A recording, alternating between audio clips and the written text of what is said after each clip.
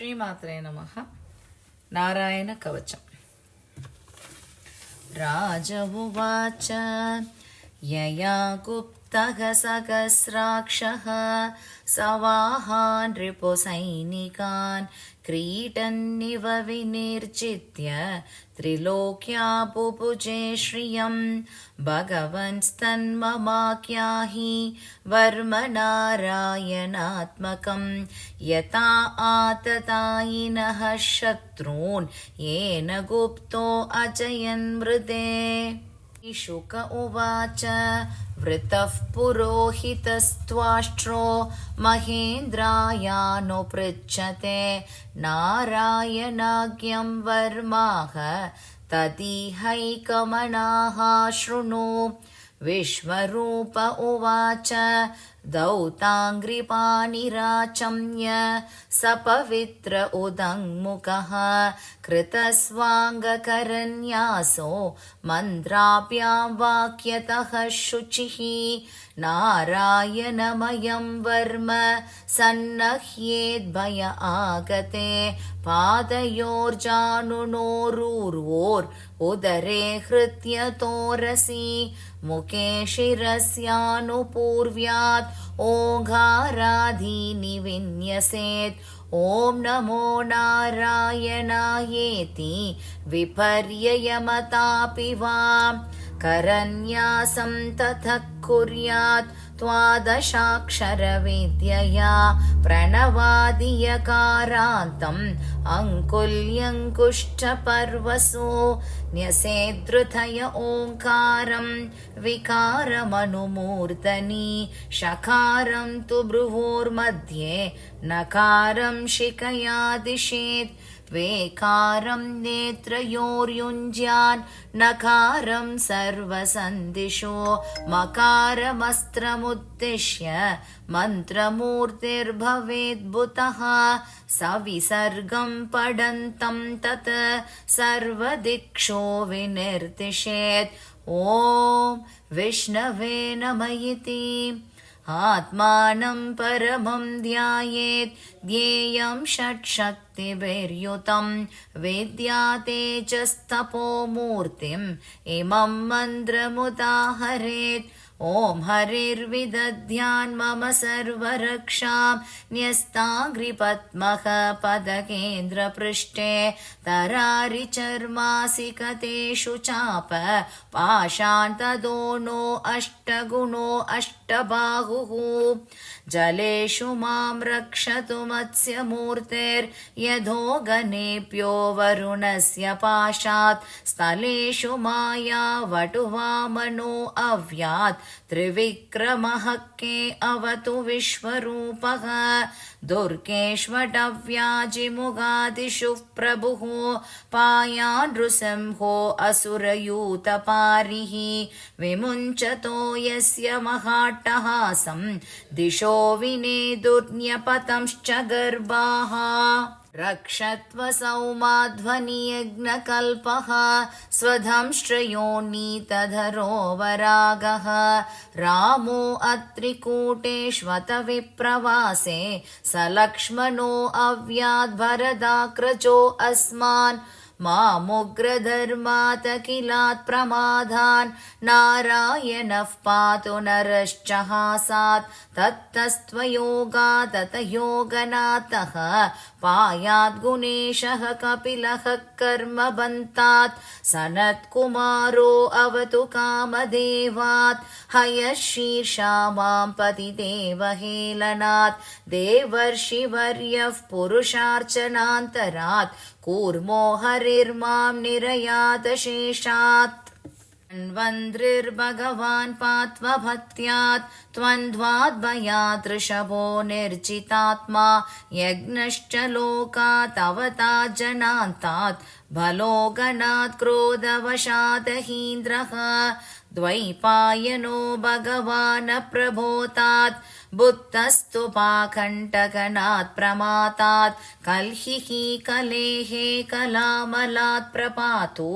धर्मावनायोरुकृतावतारः मां केशवो गतया प्रातरव्यात् गोविन्द आसङ्गवमातवेनुः नारायणः प्राज्ञ उदात्तशक्तिर्मत्यन्दिने विष्णुररीन्द्रपाणिः देवो अपराह्ने मधुः क्रधन्वा सायं त्रिधामावतु माधवो मां तोषे ऋषिकेश उदार्धरात्रे निशीत एको अवतु भद्मनाभः श्रीवत्सधामा पररात्र ईशः प्रत्यूष ईशो असिधरो जनार्दनः दामोदरो अव्याधनुसन्ध्यं प्रभाते विश्वेश्वरो भगवान् कालमूर्तिः चक्रं युगान्तानलदिग्मनेमि भ्रमत्समन्ताद् भगवत्प्रयुक्तं तन्तक्ति तन्तक्त्रियसैन्यमाशु कक्षं यथा वातसको हुताशः कते अशनिष्पर्शन विस्फुलिङ्गे निष्पिण्डि निष्पिण्ड्यजित प्रयासी कूष्माण्डवैनायक यक्षरक्षो भूतग्रहांश्चूर्णय चूर्णयारीन् त्वं यादुधान प्रमद प्रेतमात्रो पिशाच विप्रग्रह घोरदृष्टीन् दरेन्द्र विद्रावय कृष्णपूरितो भीमस्वनो अरेर्हृतयानि कंपयन् त्वं दिग्मधारा शिवरारिसैन्य मीश प्रयुक्तो मम जिन्दि जिन्दि चक्षुंषि चर्मं च तचन्त्र चातय द्विषामगोनां हर पाप चक्षुषां यन्नो भयं गृहेभ्यो अभूत् केतुभ्यो नृप्य एव च सरीसृपेभ्यो दंष्ट्रिभ्यो भूतेभ्यो महोप्य एव वा सर्वान् एतानि भगवन् नामरूपास्त्रकीर्तनात् प्रयान्तु संक्षयं सद्यो येन श्रेयः प्रतीपकाः गरुडो भगवान् स्तोपश्चन्तो मयः प्रभुः रक्षत्वशेषकृच्छ्रेभ्यो विश्वक्सेनः स्वनामभिः सर्वापत्भ्यो हरेर्नाम रूपयानायुधानि नः बुद्धीन्द्रियमनः प्राणान् पान्तु पार्षदभूषणाः ताहि भगवानेव वस्तुतः सदसच्चयत् सत्येनानेन नः सर्वे यान्तु नाशमुपद्रवाः यतैकात्म्यानुभावानां विकल्परहितः स्वयं भूषणायुधलिङ्गाख्या तत्ते स्वमायया तेनैव सत्यमानेन सर्वं यो भगवान् हरिः पातु सर्वैस्वरूपैर्नः सदा सर्वत्र सर्वकः विदिक्षु दिक्षुर्त्वमतः समन्तात् अन्तर्बहिर्भगवान् नारसिंहः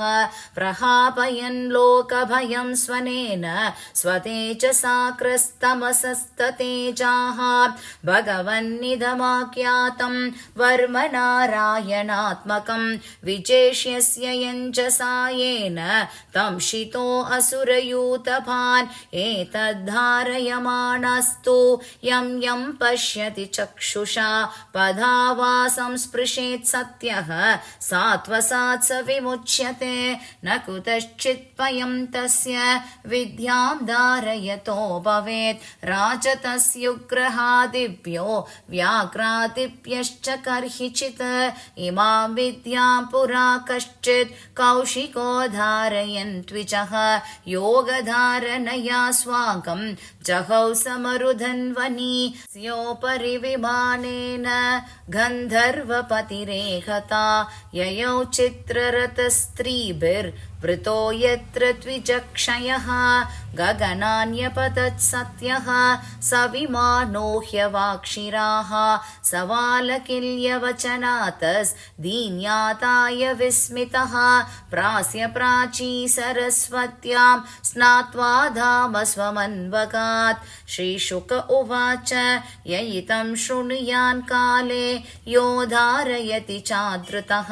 तं नमस्यन्ति भूतानि मुच्यते सर्वतो भयात् एतां विद्यामतिकतो विश्वरूपा च तक्रतुः त्रैलोक्यलक्ष्मीं बुभुजे विनिर्जित्य मृते असुरान् इति नारायणकवच।